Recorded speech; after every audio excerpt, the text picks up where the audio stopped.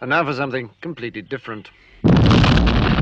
Welcome to Cinematic Relief. It's been like a month. I'm Thunder, I'm Lightning. and we are going to watch the new Star Wars. Yes. But we haven't yet, Right. so we're going to talk about what we expect and stuff. If I do my editing and uploading correctly, you'll probably be listening to this podcast while Lightning and I are in the theaters watching Star Wars. Yeah. But, yeah, I don't know where to start. Take it away. I don't know. Well, are you excited? I'm very excited. I am very excited. The movie's been out a couple of days. I've been doing my best to stay away from most stuff, but I've heard very mixed reviews. A friend of mine who saw it, I just asked him today. He said I liked it better than The Last Jedi. Okay. So take that for what it is. We should probably start by saying that you and I actually liked Last Jedi. Yeah, we were both fans of The Last Jedi, and I think that's a good place to start. I don't care for what critics say anymore, especially for Star Wars movies. It's kind of the in thing. It's the hip thing to say you don't like a Star Wars thing. Yeah. And I don't know if it's to make somebody feel like they're superior and they know more about, well, this is garbage and this is why, and it doesn't compare to the originals. And it's like, you read that on Facebook, huh? Yeah. Just like everybody else? I have I've been on Twitter a lot, and just like you, I've been seeing mixed stuff. But I've noticed that all the movie critics, people that I follow on Twitter, are like, this movie sucks. It's awful. I hate it. It's bad. But all the people that I follow who I know are Star Wars fans are like, Yeah. It was pretty good. Yeah. It has an 87 on Rotten Tomatoes, which I don't trust Rotten Tomatoes at all. No, not at all. But I think I that's literally a dumb site. I saw somebody say that this is the worst Star Wars movie ever, and then 2 posts down I saw someone say that this is the Return of the Jedi of our generation. Yeah. So they're literally back and forth, which I'm okay with because that's how Last Jedi was. Yeah. And I thoroughly enjoyed Last Jedi. Me too. I think we just have to see it for ourselves, Yeah. but Kevin Smith liked it, and it's people like him who I care about their opinion. Bill Trinan liked it, so Yeah. it's got to be good. Yeah. I don't know. I just I feel like if it wasn't for The Mandalorian being successful, I think Disney would have officially be like, well, obviously you don't like any of it. We'll just stick to selling the old we're still going to make our money back off of buying Star Wars. We'll just stop making new content. Would that make you more happy? Oh, I see. Well, no, I think if if Disney's making money on a movie, they're gonna make more, even if people don't care for it. if everyone goes to see a shitty movie and then they're like, that was so shitty, Disney's gonna be like, but you saw it. Yeah, no, that's true. We got all your money, and we're gonna make a new one. Get ready for and Ant-Man. you're gonna see that. Get ready for Ant-Man 2. Surprise, it's good this time. Yeah, I bet you weren't expecting that. We here at Disney, we're crazy. I just want to enjoy it. Here's what's bothering me is I know for a fact that the public opinion on these movies are always going to be, well, they weren't that good. But they have been. 7 and 8 were great movies. I'm sure 9 is going to be good. I will say 7 is a lot better than 8. I like 7 a lot, but Sure, neither one and is a people horrible. can have their favorites. Right. That's fine. That's always going to happen. Right. Me and a teacher at the place where we work, Yes. Good. we're talking about, he was like, well, this one's my favorite, and this one's my least favorite, and his least favorite of the original trilogy was my favorite, and I was like, that's fine. Yeah. You know, that's whatever. Right. No, it's and I talk about this all the time. People are gonna be like, he always brings this up, but it's the difference between best and favorite.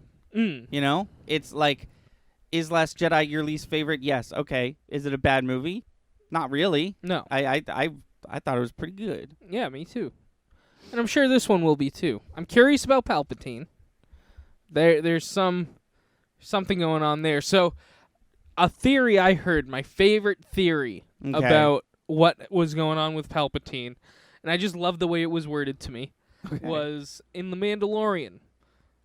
We now know Baby Yoda isn't a clone, but before that, they were like, what if there's a bunch of Force-sensitive Baby Yoda clones, and they're just milking them for the midichlorians, and that's what brings Palpatine back, like stem cell research or something. Oh, okay.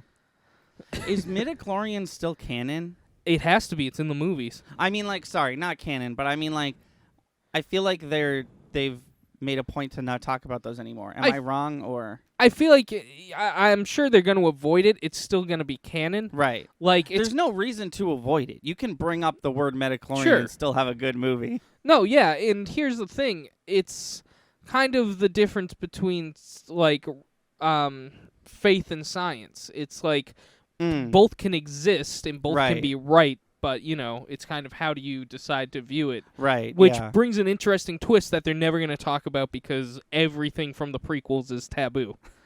But no, I mean, midichlorians are canon. Are people going to talk about it? Probably not. Because actually, I think I saw a quote from somebody. They were like, just having faith in something magical makes for a better story than cells in your bloodstream. So which one are, you know, they're going to milk one of those. And I mean, this is whoever wrote. The originals were written by him too, right? Yeah. Not just directed? Actually, I'm pretty sure he only directed the first one. He wrote the second three, but I don't think he directed the second two. Oh, okay. Sorry. From the originals. Yeah. Well, what I was going to say is I do agree that that's interesting. It is weird that the ones that are supposed to come first are all science-y, and then we get away from that, and it's like, it's a magic religion. Well, I mean, you'd think it would be the other way around.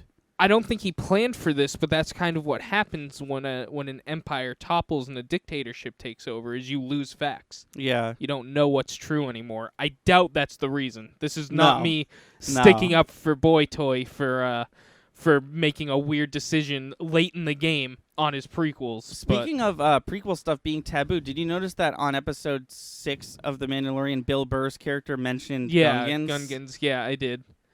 And he also mentions how stormtroopers are a bad shot, but there's a lot of theories about that. Check out that thing I did that I should probably do more of. Pop culture conspiracies. Oh, yeah. Remember that? 2020. Assuredly, more of that. Probably a couple more of those. Hey, remember that Star Wars project I made, though? That was pretty cool. Yeah. It's probably why there hasn't been a pop culture conspiracy. Well, yeah, dude. But there's a few things that I want to talk about. I haven't seen most trailers for this film. I think you're in the same boat. I think you've seen maybe one more than I have. I think so. So what do we think's gonna happen with Princess Leia? It's my understanding when she died, I haven't heard anything to tell me otherwise, but they had already shot her stuff for this movie. Wrong. Wrong. The footage they're using is leftover from Force Awakens. Okay. For this movie. Then I think they're gonna do the old there she is, now that place is blown up. Oh, interesting. You think they're just going to kill her outright? I think so. Either that or she just kind of will slowly dissolve in this movie. Like, there's just less and less of her. Right. And it's like, what happened to Leia? Well, don't worry about that. Right, this is happening. Yeah. Yeah, because it would be weird if the beginning of the movie she's like all up in it, and then at the end we're like celebrating whatever, and she's just not there. Right. So I think either they're gonna kill her off, and that is what it is. The other two got killed off. She would probably make sense if she got killed off in the last one, or she just kind of vanishes. Not vanishes, but like just from the plot. Yeah, from the plot. Which I think I would like less. I think I'd like option 1 better. Yeah, if they Joseph Joestar'd her, where it's just like we don't show him anymore, but he's out there. Right. Yeah, I wouldn't appreciate that either. I think her and Chewie are gonna get it. Chewie as well. Yeah. Interesting. How? Just because that's all of them? Yeah, that's the rest of them. Well, and Lando's going to be in this film, right? True. They could get them all in one swipe. Chewie, I know Chewie's canonical death before Disney bought it. Right. And it would be interesting to see if that happens, because I doubt it. But J.J. Abrams has been taking No, shit I know. from that non-canon stuff, like the fact that he wasn't called Ben Solo, but like the fact that one of Han Solo's kids is evil and is a Darth, however you say that. A Sith Lord? A Sith Lord, sure. Kind of. Yeah. We'll see. I mean, I don't think he technically is. Kylo Ren? No. No, he's part of the Knights of Ren. Yeah. Which brings me to my next point. What's that? And why? Why? I guess I just like. I'm just a little confused as to why I should already know about them. So they're part of the expanded universe. Okay, the current canonical. One. Well, I guess technically they're back to being the current one. Yes, but they were in it beforehand. Oh, really? Yeah. Oh, interesting. The Knights of Ren were around in the EU before the series. The Purge. Here's the thing: I heard about the Knights of Ren before they announced Force Awakens. Okay. I don't know if that means they wrote that and like I just happened to look up some EU for the new stuff, or if it was the previous stuff and it happened to be used in the new stuff. You know what I mean? Yeah. So I don't want to go on record and say no, that was before this, because maybe I caught it right when they were writing the new stuff. So there's probably a comic book or something that explains them. Yeah. So the Knights of Ren, they're following the story pretty well. They're a group of dark force users who don't want to be considered Sith Lords because a Sith is an apprentice and a master. Right. It's kind of this crazy anarchist style. It's like we work together, but they're vicious. They're all for one type of people. Oh, okay. You know what I mean? We'll work together to a mutual Yeah. but they still believe in, I want to be the strongest, I'm the strongest.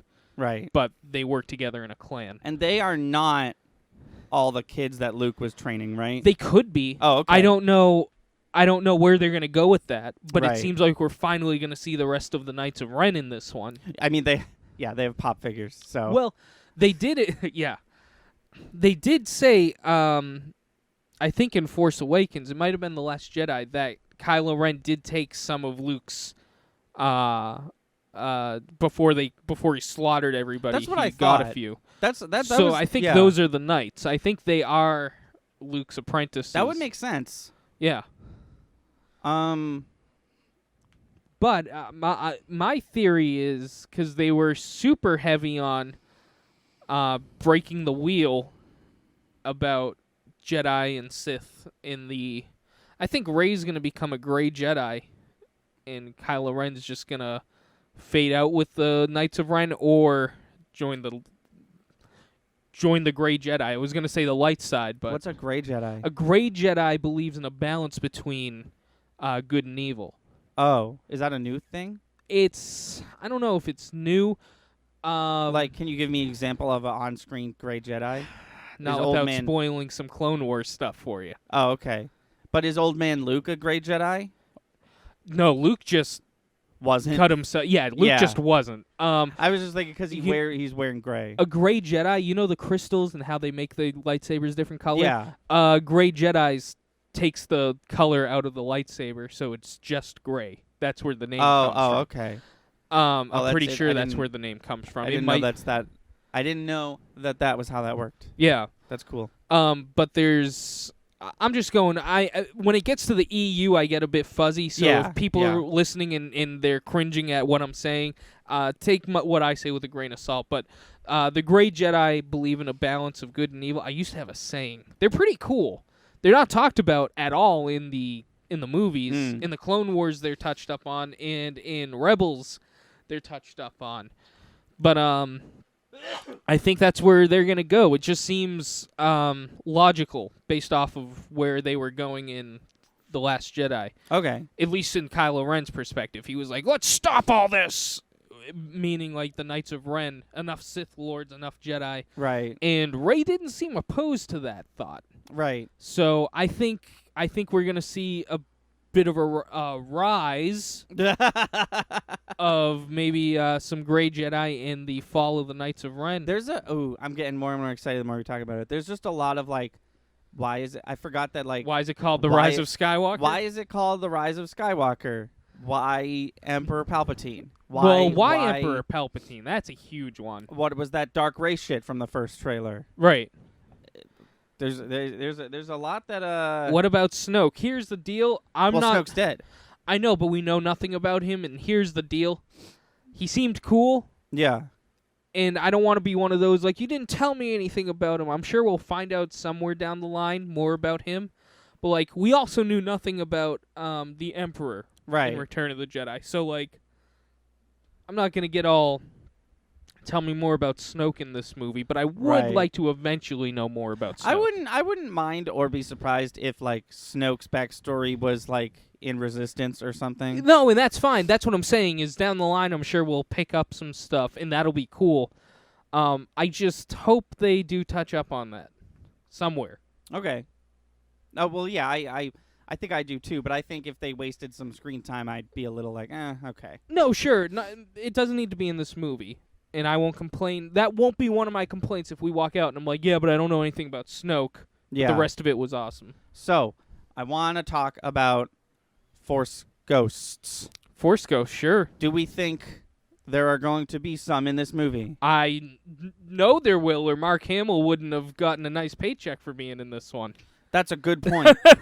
Do you think there's going to be others? Do you think there's going to be Yoda? I think Palpatine might be one. That would make the most sense. But right? I think don't you only become a Force Ghost if you're good? There hasn't been a dark side equivalent. So you're thinking this would be a good opportunity to be like, here's the dark side equivalent. Yeah. Okay. I think. Are you crying? No. Oh, okay. I sneezed a couple minutes ago, and now I don't know if people heard it, and now my face is leaking. Oh, okay. No, that's fine. You know how it goes. No, yeah. Sorry, have I not said on this podcast or television show yet that I'm from Zorbulon 6, and every time I sneeze, my face leaks purple fluid? I think it'd be cool if there was a CGI Obi-Wan Kenobi. Like an Alec Guinness. Yeah, see, that's the issue. I would love a ghost Obi-Wan, but you can't because he's dead. But that's if there was a CGI person and it had the Force Ghost filter on it, I think that would look fine. Yeah. That's what I'm saying. CGI people are looking better and better. Have you seen Logan? No. There's the most realistic CGI. You've told me, yeah. I didn't even know that's what I was watching. I thought they just because it's a clone of Wolverine. Yeah. So it's just young Hugh Jackman. Yeah. I thought they just got Hugh Jackman to do that. I did not know it was a CGI dude. Yeah. It's insane. It's getting crazy. There's definitely like. But that's my point. You could get the cast of Force Ghosts back together. Here's the big decision. I've been seeing a lot about Hayden Christensen in the news. Oh. He better not be the Force Ghost Anakin. Well, yeah, if that shit was stupid. That's a good point that I just brought up. Darth Vader got us to be a Sith ghost. I mean, a Force ghost. Well, that was because Anakin kind of redeemed himself. That was Anakin, not Darth Vader. Like, if you want to think of it that way. He killed Darth Vader, and Anakin came back. Okay. Then why doesn't... this is kind of off topic. Why doesn't Qui-Gon get one? Qui-Gon is a voice. Was he not powerful enough to... Yeah, essentially. Oh. If you watch Clone Wars, they explain it a little better. Okay. There's trials you have to go through to obtain the prestige of when I die, I can find my way to being a Force Ghost. Oh, interesting. And I'm assuming he didn't make it all the way there before he died. Are they like literally like you go to a place and do a thing? Yeah. Oh, interesting. So what are the odds that Luke did that? That was my question. Maybe there's other ways of doing it, but the Clone Wars really makes you think there's one place you can go to. There's supposed to be. It's kind of like, if I may, like a Dragon Ball Z situation. It's like Super Saiyans are legend. Nobody's ever seen one. Here's 10 of them in this show. Yeah. It's kind of like that. Like, becoming a Force Ghost is not easy, but these movies are making it seem like every Jedi can become a Force Ghost afterwards. You can't. It's super difficult. Okay. That makes sense. Yeah. So next question. Is there, just solely based on the time period, is there any way that any characters from The Mandalorian could... Baby Yoda. Unless it's Baby Yoda. Because he's going to live like 900 years. So. Right. Assuming that everything goes fine in Episode 8. Right. Which, by the way, is the last episode. I did not know that. Yeah. I thought Mandalorian was getting 10. Because High School Musical is getting 10. But... But PSA, if you're watching High School Musical, the series, don't watch the making of special because there's a lot of spoilers in it. I was very upset. Back to Star Wars. Mando would be super old, but he'd still be alive. Yeah. He'd be like in his 60s, 50 or 60, I think. That'd be cool if he was in it, but like he was done, so he had his mask off, and That you would get to be see cool. the actor. But like, if you don't know, you wouldn't know. You know what I mean? Yeah. Like he doesn't refer to himself as the Mandalorian. He's just like there. Yeah. That'd be cool. No, it would be cool. I really, either through The Mandalorian or through Rise of Skywalker, somebody say something about Boba Fett. I know The Mandalorian is like kind of even going out of their way to be like, we're not talking about Boba Fett. That's not what this is about. But if he's dead, just say it. Because if you look him up online, or at least when Disney bought Star Wars, this is actually when I found out about Knights of Ren and all that. If you looked up Boba Fett on Wikipedia, it was like, this is inconclusive. We don't know what's going to happen. Well, because in the EU, he crawled out and he survived. But as of right now, here's where I'm at with Boba Fett. If they don't mention him in this movie or in The Mandalorian or whatever, he died in the Sarlacc pit.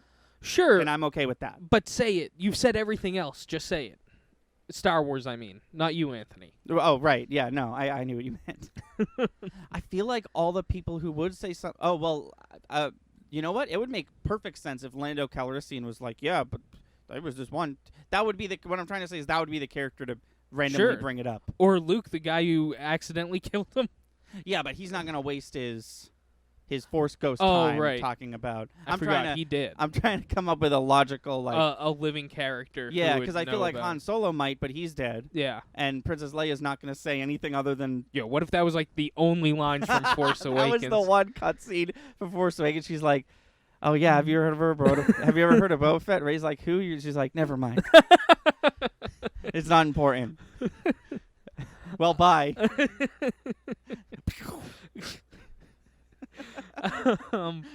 No, I think you're right, Lando. Lando or Chewie, but like I'm confused on who understands Chewie anymore. I think nobody. I think nobody understands Chewbacca anymore. And he's just sitting there like, somebody answer me. Yeah, my understanding was Han Solo understands him and that's it, but they kind of like there's other characters who understand him. Luke and Han, I think were the only two. Leia never really... I always, as a kid, I always read that as, well, Han's his best friend, and Luke knows the Force, so he probably... Sure. That's what my kid brain came up with, and that's kind of always what I've stuck with. No, that's fair. But you're right, Leia's never really said anything. There's one instance that I can think of right now, and it's from the first movie at the award ceremony. Chewie does a growl, and Leia chuckles. Oh, and I don't know if that's like, did you understand him, or is it just funny, the big hairy things? Yeah, I always growling. interpreted that as that was pretty loud. Yeah. No, exactly. So I can't really think of an instance where Leia is directly talking to Chewbacca and she understands what he is saying. Because like he understands them just fine. Yeah. C-3PO can understand Chewbacca, I think, but but C-3PO's probably got that language up in him or whatever. Yeah, one of the 6. Oh yeah, isn't it like a lot of languages? No, hold on. I'm proficient in over 600 languages. I can't remember if it's 6 million or billion. I can't remember. I think million. Is R2-D2 going to be in this film? He better be. Because I feel like I haven't seen anything about him or the other one. You mean C-3PO? No, or the little dude. Yeah, BB-8. I think they're both going to be all up in this one. Okay. You know what I just thought of? theater better still have posters. That's just you, man. I feel you, but I've been collecting them this whole time. And, like, we're going one day later than we usually do. yeah. I'm sure. I was thinking of going today and just being like, listen, I have tickets for Monday. Give me a poster. I don't know, man. I wish you luck on Thank that you. front. Oh, excuse me. Okay. Let me think. There was let's talk about like Kylo Ren and Rey and like what we think is going to happen with them this movie. They're obviously going to fight. They put that in every trailer. Yeah. It looks like they're fighting on like the rubble of the Death Star. Yeah. Which would mean they're most likely on Endor. Endor. The Ewoks. Ewoks. Oh, I always get Endor and Naboo confused. Endor is the Ewoks. Yeah. Yes. Why would they? Because that's where it crashed. I mean, that's where it would have most likely crashed. Don't they confirm where it crashed in Battlefront 2, the single player? Endor. Oh, okay, cool. Yeah. Yeah. Okay, so that makes sense. There was a lot of water. I know. I don't know what's up. I mean, planet's got to have water, right? There was 2 Death Stars. Right. Right? Yeah. But assuming they're going to find Palpatine somehow, they wouldn't be on the first one. Right. I don't know, man. You're getting there. You're piecing it together. I'm figuring it out. I think they're gonna battle. I think the whole Dark Ray thing is a disguise. I think whatever's going on in that scene is... Or a dream sequence. Right. I don't think it's going to be a major plot point. No, I don't think we have enough time for that. Them goofing us, which is funny because they usually don't do that. And there's 2 instances in these trailers that we're pretty sure they are. Yeah, that in the C3PO scene. Yeah. Like what a awful giveaway that would be if right. they spoiled that in the trailer. I don't even want to mention it. For right. those of you who don't know what we're talking about, don't look it up. Don't worry about it. Yeah, just go see the movie. It'll probably be fine. I've said this before. I said it in our review of the first trailer, but I'm really excited for the 3 bros to finally just have an adventure together. Poe, Finn, and Rey. Once all the old assholes are dead. I'm just excited, and I in a perfect world, that Kylo Ren fight happens halfway through the film, and then he's also hanging out with them. Yeah, on their little journey. I would love that. Like me going into this movie, that's what I would love to see. I don't think that's what we're getting. The best part of Return of the Jedi is when Vader is good now. Right. But you only get that for like a second. couple minutes. Right. Imagine if it was like an hour of the film where it's like, oh my god, Kylo Ren, the bad guy is good now. Yeah. And we have another bad guy to fight. Right. I think that'd be Ye old be wary of your pal friend Patine. What the fuck was that? Remember from the... I don't remember if I made that joke up or if I heard it from somewhere, but that's from the third movie, Revenge of the Sith. Remember I said that when we were watching them with Catherine and everybody started laughing? Obi-Wan says, be wary of your friend Palpatine, and I said, your pal friend Patine. Yes. Oh, fuck, I forgot about that. That's so good. I don't know if... I really... want to be the one to claim that joke. I can't remember the origin of that joke. The first time I heard it is when you did it. Yeah. I remember laughing a lot. So I have a little Christmas surprise for you. Oh. For this podcast. Is it our old boy? It is. So it's not Star Wars. I'll do a Star Wars one next time if we have time. But this is... I didn't actually look this up myself. Someone was talking about it on Twitter, and I was like, I have to do it. This is a 1-star Roger Ebert review. Oh. For a movie called Transformers 2 Revenge of the Fallen. Okay. Have you seen this film? No. Have you seen the first Transformers film? No. Oh, really? Yeah. Oh, they're good. You should watch them. Okay. Transformers Revenge of the Fallen, not a, super, really, really good movie. Not a bad movie. It's worth a watch, I'd say. It's worth a watch. Roger Ebert gives it 1 star. He says, oh, man, this is the buckle up, because this is the most Roger Ebert has ever been. Transformers Revenge of the Fallen is a horrible experience of unbearable length, briefly punctuated by 3 or 4 amusing moments. One of these involves a dog-like robot humping the leg of the heroine. Such are the meager joys. If you want to save yourself the ticket price, go into the kitchen, cue up a male choir singing the music of hell, and get a kid to start banging pots and pans together, then close your eyes and use your imagination. That's how the review starts. Wow. That's the first paragraph. The plot is incomprehensible. The dialogue of the Autobots' registered trademark, Decepticons' registered trademark, and other bots' registered trademark is meaningless word flap. Their accents are Brooklynese, British, and hip-hop, as befits a race from the distant stars. Their appearance looks like junkyard throw-up. They are dumb as a rock. They share the film with human characters who are much more interesting, and that is very faint praise indeed. The movie has been signed by Michael Bay. This is the same man who directed The Rock in 1996. Now he has made Transformers Revenge of the Fallen. Faust made a better deal. If you don't know the reference, Faust made a deal with the devil. Oh. This isn't a film so much as it is a toy tie-in. That's legit. That's legit. Children holding a Transformer toy in their hand can invest it with wonder and magic, imagining it doing brave deeds and remaining always their friend. I knew a little boy once who lost his blue toy truck at the movies and cried as if his heart would break. I theorize that it's emo. Yes, me, I do as well. Such a child might regard Transformers Rise of the Fallen with fear and dismay. The human actors are in a witless sitcom part of the time, and a lot of the rest of their time is spent running in slow-mo away from explosions. Although, hello, you can't outrun an explosion. They also make speeches like this one by John Turturro. Quote, "Oh no, the machine is buried in the pyramid. If they turn it on, it will destroy the sun. Not on my watch." End quote. The humans, including a lot of U.S. troops, shoot at the Transformers a lot, although never in the history of science fiction has an alien been harmed by gunfire. Yeah, those idiots, they should have just watched the movies. This is my favorite part. There are many great-looking babes in the film. Awesome. Sweet. Who are made up to a flawless perfection and look just like real women.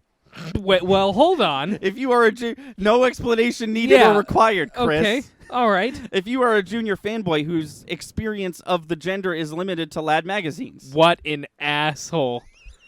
AKA nerd. If you're a nerdy teenage boy who doesn't get with the ladies like your boy Ebert over here. Your boy, like, I think 90-year-old Ebert at this point. The two most inexplicable characters are Ron and Judy Wickwicki, who are the parents of Shia LaBeouf, not the character's name, who Mistopheles threw in to sweeten the deal. Literally, he says Ron and Judy Wickwicki, and then in parentheses he put the actor and actress's name, and then he says who are the parents of Shia LaBeouf. His name's Sam. Well, Witwicky. maybe they're his real parents too. Anthony. They're not. Their names are Kevin Dunn and Julie White. I don't think they birthed Shia LaBeouf. They take their son away to Princeton, apparently a party school, where Judy eats some pot and goes berserk. Okay. Later, they swoop down out of the sky on Egypt for reasons the movie doesn't make crystal clear, so that they can also run in slow-mo from explosions.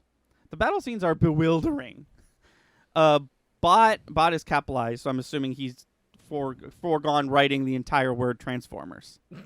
A bot makes no visual sense anyways, but two or three tangled up together creates an incomprehensible confusion. I find it amusing that the creatures can unfold out of a Camaro and stand 4 stories high, do most of their fighting with fists. That pauses in there. It's good. Ooh, Roger Ebert. It's a 3-dot ellipses, but there's no space. So it's with ... fists, no space. Like I say, dumber than a box of Staples. They have tiny little heads, although Jetfire registered trademark must be made of older models since he has an aluminum beard. Aware that this movie opened in England several hours before Chicago time and the morning papers would be on the streets, after writing the above, I looked up the first review as a reality check. I was reassured, quote, like watching paint dry while getting hit over the head with a frying pan. That is a quote from Bradshaw from The Guardian. So he's just gone to quoting other reviewers, being like, look, I'm right. Quote, he shouldn't be, he shouldn't have to, he's supposedly the king of reviewers. Right. Shouldn't have to do that, ever. This is a quote from someone named Tukey from Daily Mail. Sums up everything that is most tedious, crass, and despicable about modern Hollywood. This is a quote from someone with the last name Edwards from Daily Mirror, a giant lumbering idiot of a movie. The first American reviewer, Todd Gilchrist of Cinematical, reports that Bay's, quote, ambition runs a mile long and an inch deep, end quote. But, in a spirited defense, says, quote, this must be the most movie I have ever experienced, end quote. He is bullish on the box office. It, quote, feels destined to be the biggest movie of all time, end quote. It's certainly the biggest something of all time. Most of that was other people's things. I would like to say... No, one sec. There's one more thing, and then the review is done. There's a footnote. I've never seen this before. Okay. So, he wrote this review on June 23rd, okay? A day later, he went back, and he wrote a footnote. Does it strike you as a lapse of pyramid security that no one noticed the giant Deceptibot, not what they're called, once again, bad job, ripping off the top of the Great Pyramid? Not anyone watching on live pyramid cam? Not even a traffic copter? That's what was so important that he needed to check in the next day. No, that's fair. End of review. That, like, 4 paragraphs of quotes he made. Yeah. Just to remind people that, you know, hey, these people thought it too, so little old me. To quote, I believe, Game of Thrones, if you have to remind people you're the king, then you're not really much of a king now, are you? I mean, yeah. Also, counterpoint, not even a counterpoint, just a different point going off what you said, that he ran out of stuff to say, it looks like, and then he was just like, I know what I'll do. I'll go to the British internet in case and take their anybody reviews. Thought I wasn't right. You shouldn't question yourself at this stage. He's like almost dead. He's like it's had to have been like one of the last movies he reviewed. He's got 4 years in him before he dies at this point. You shouldn't have to defend yourself. No. Just say it. You say it, and then other people will say what you said. It's not the other way around at this stage. That kind of aggravated me. I've come to a conclusion. I don't like Roger Ebert. You're just coming to that conclusion? God rest his soul. But my goodness, is he unbearable? Yeah, he just kind of seems like a dick. That was like... Because here's the thing. I'm going to do my psychoanalysis.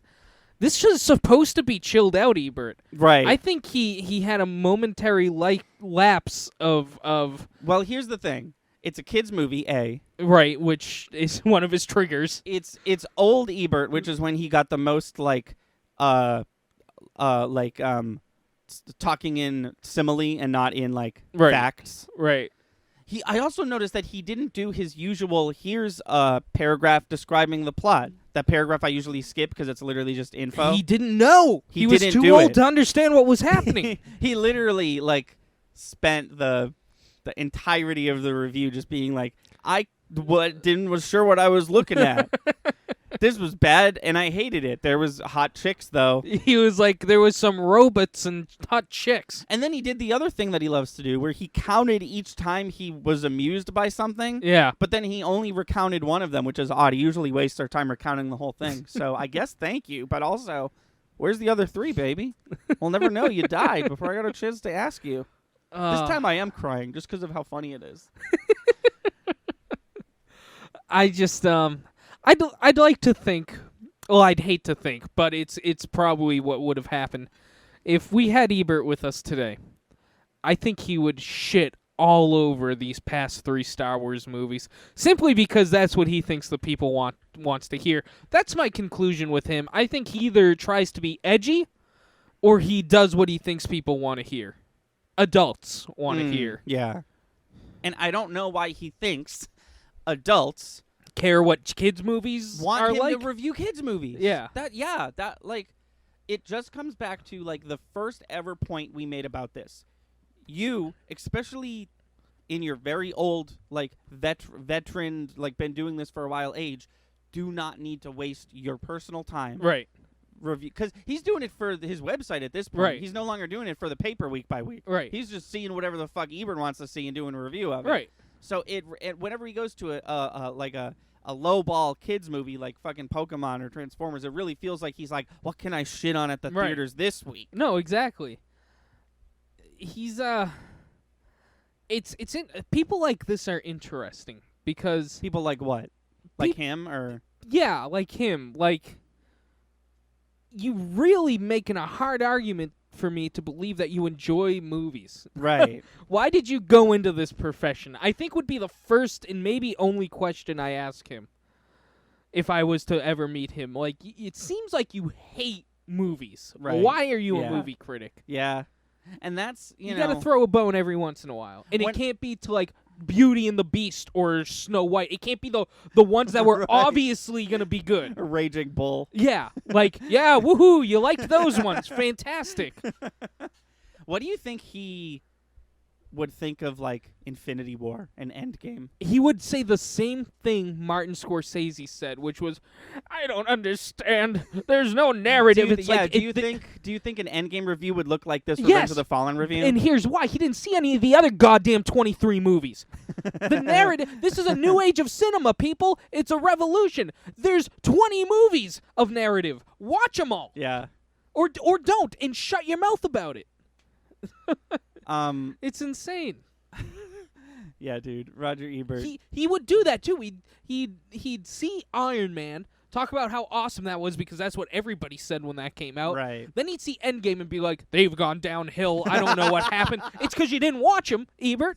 Iron Man was so nuanced. Yeah. What is What is this trash? and time travel, am I right? Time travel hasn't been done in a movie since Back to the Future 1. No. Time travel hasn't been done since Back in the Future. When the Just don't see kids. He's dead. I'm talking to nobody. No, it's we've done this. We've created a segment where we talk about a guy who can't defend himself, which is a little mean. But you know what? He had like 230 years of just aggravating people with his movie reviews and being considered the king of movie critics. Right. He's not that good. He gets them wrong 9 out of 10 times. See, here's the thing, and like, I am going to defend Transformers: Revenge of the Fallen. It is a good movie. I would call that movie good. I would give it probably a solid. I haven't seen it in a while, so I'm gonna be safe and say 7 out of 10. Okay. It is not a terrible movie. It is not the best movie I've ever seen. It does not deserve a 1. It does not deserve 8 paragraphs of him just shitting on it, and then Right. 1 paragraph of him quoting other people shitting on it. It was a fine movie. Like, just if you're not interested, don't go to see it. Right. If you like the first one, you'll probably like this one. Sounds like you hate all movies. Well, that's the thing is, Roger Ebert, I have a theory. Because at least the ones you pick, it never sounds like he goes for the artsy movies, which is something I feel like he would love. Go see Gone with the Wind. Go see those movies, the ones that Right. I would fall asleep watching, because they're boring. Just because there's a lot of talk and doesn't make it interesting. I Movies wonder are if- interesting. Here's what I'll do. Next Cinematic Relief, I'm probably gonna if I do an Ebert review, it'll probably be a Star Wars. Yeah. Week after that, whenever we record the next one, I think I'm gonna like. I usually don't do this, but I think I'm gonna seek out like an Oscar winner, like a Yeah. modern day Oscar winner from the last couple of years, and see if he saw that, and see what he says about that. Sure. I just Like maybe if he saw Hurt Locker or something like that. Right. It just feels to me like, based off of the reviews you bring to the table, because those are the only. I don't look up Ebert reviews because Right. I don't care what that man thinks. Right. But And I'd it's- rather you didn't for the sake of the bit. Right. It seems like this life was his personal hell. Of he's a movie critic, and maybe this guy loves movies, but he's only allowed to view and review the movies he does not care about. This guy should be reviewing artsy movies that, kind of go under the radar, but he's going for the blockbuster action films, at least later in his career. Right. And he does not care for those. Well, And once you realize 5 movies in that he does not care for those, I would stop reading his reviews Right. on the action movies he's going to see. if you were reading them kids' like movies. live when they were Right. Yeah. It really becomes like, I wonder if there's someone who like was faithfully like, I'm gonna see what EB said, and then if they got to the realization that we're getting to, that it's like, oh, we've gotten to the point in Roger Ebert's life where he is no longer a reliable source for if I'll like a movie or not. I mean, it could have always been that way. I mean, we've been, analyzing him, we've done stuff from the 60s to modern day, and it seems like he just doesn't care for kids movies or action movies. Yeah. I'm with him. I'm not seeing Fast and the Furious. Right. I'm not seeing any of those action movies for the sense of action But you're movies. also not seeing Trolls or Right. And the only kids movie you've seen in theaters in the past couple of years was Toy Story 4 because right, because of course I'm gonna. Yeah. And it wasn't that good. I would, as an adult, I would say not a great ending to the. It was a decent movie. They should have stopped at 3. Would be my review. But guess what? I'd also you know what? add that sentence you just said. It was a decent movie. They should have stopped at 3. That's like, yeah, that's Toy Story 4. Yeah. That's like a great review of it. I'd also add, I'm also an adult. This movie came out when I was born, so Yeah. maybe don't listen to me. See what a kid thinks about it. That's what he should have done. He should have teamed up with Emil. He should always team up with Emil. But no. Let Emil. Robert's sitting there typing. Emil's like, this is what I thought of the kids movie we went to go see. Right. Because, like, if Pokemon, the first movie came out in 1999, Yeah. if Emil was, I think, 7 or 8 when that movie came out, he's got to be like, what's the math on that? In 2009? He's relatively our age. he's like 17 or 18. He could probably I think write... he's in his 20s. No, in 2009. Oh, sure. When Revenge of the Fallen came out. Yeah. Yeah, I don't know. Team up with Emil more. Emil Ebert, if you're listening. No, he's going to kill us. He'd walk in here with a revolver and be like, you disrespected my grandfather for the last time. What a great way to go out. No, I'd hate that. I would hate that. I officially am going on record. I don't want him to show up here. I don't want him to know the state we are in. I'm sorry. People liked your grandfather's work. We are critics of your grandfather. And you know what? Maybe of all the people, I think he'd respect that. We are criticizing his criticisms. Yes. And isn't that excellent? So we officially know what a 1-star Ebert review looks like. That's brutal. I think I'd cry. If that was my movie. If that was your movie, yeah. I would contemplate a lot of things if that was what somebody had to say about the movie. That was probably one of the highest grossing movies that year. Yeah. Also, so much money probably went into that, and for somebody to be like, "This is hot garbage," I think I'd be like, "Oh." No one should see that. Every critic thinks this. Here's proof. Yeah. Yeah, no matter who it is, you're gonna not enjoy that. No, but then people consider this guy a god amongst men. It's like, oh man, he doesn't like it. But then, you got to think no, of course he didn't like it. He's an old frigid man who never cared about movies, as far as I'm concerned. I hope that's I hope that was in the obituaries. He didn't seem to like movies, which made him the perfect critic, I guess. Roger Ebert, 94. Still unclear if he liked movies or not, but then that's his obituary. He didn't like the ones he reviewed, at least.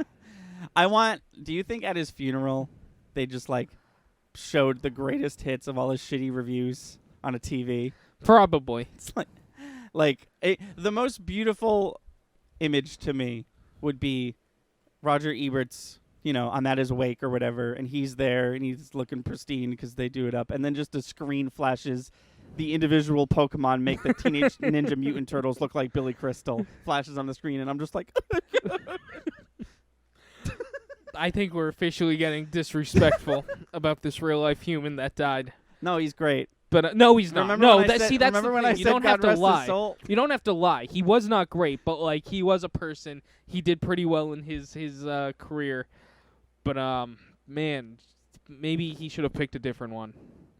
Or done movies he cared about. Or given up when he knew he was done with talking about movies. I feel like 1784 to 1988 is a good career. Yeah. Yeah. Yeah. He did. That's the thing. He didn't. That's the. If we can say anything about this guy, he did not need to be reviewing movies until the day he died. Yeah. Which is something he did. Yeah. Nobody should be doing. No. What, yeah. You're gonna be bad at it at that point. Anything else you wanted to mention about Star Wars. I'm excited. I'm very excited. I'm also very excited. I think. See, I don't want to go the other way, but I'm afraid I'm gonna. I think I'm gonna like it no matter what because people are gonna not like it. But I want to be fair. If it's not good, I want to be able to say confidently, it's not good, and that was my choice to say. Well, that. I give you credit for this all the time. It's exactly what happened with Game of Thrones season, the last one. Yeah. You and I, episode to episode, we were like, no, fuck what everyone else is saying. We're going to judge this for ourselves. And then it got to the point where we were like... It did get bad. It got bad. Yeah. And we're going to sit here and be like, all right, it's bad now. Yeah. You know, if Rise of Skywalker sucks, I will come back and say it sucks. But I don't think it will, personally. And I'm also still very excited to see this film. And it's slowly becoming a tradition for me and for you, I think both of us, that we go out. It's almost a part of our Christmas tradition. Yeah, we go out, we see a Star Wars movie with our friends. I hope that doesn't end. I'm going to see, even if they're not the Skywalker series, I'm going to go see the Star Wars movie that comes out around Christmas. Well, that's the thing. I am excited for this one. I am also very excited to see whatever's next. Yeah. Like, I'm excited for a non-Skywalker related, like, episode 10, whatever it's called. You know? Sure. Well, it won't be episode 10. No, yeah, that's what I'm saying. Like, whatever's next. The next, because there's like the spin-off ones, right? Like Rogue One and Solo. But then there's like the Star Wars movies. Whatever the next one is, I'm also excited for that. Me too. But I think that'll just about do it. Next week, you'll be receiving our actual review. Yes. Of Star Wars: The Rise of Skywalker. So look forward to that. Yeah. And I think that's it. I think we're good. All right. And I've thank you for listening. Make sure to like and subscribe. As always.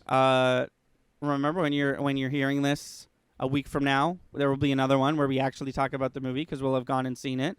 Watch our Star Wars documentary, and by our I mean Chris's. Oh, it's ours. It was very good, and it's definitely getting up there in views. Yeah. And it feels really good, and a lot of people are loving it. Yeah, give it a watch. Ebert would have hated it, and that's all the more reason to watch it. And with that, I've been Thunder. And I'm Lightning. And we'll see you next time.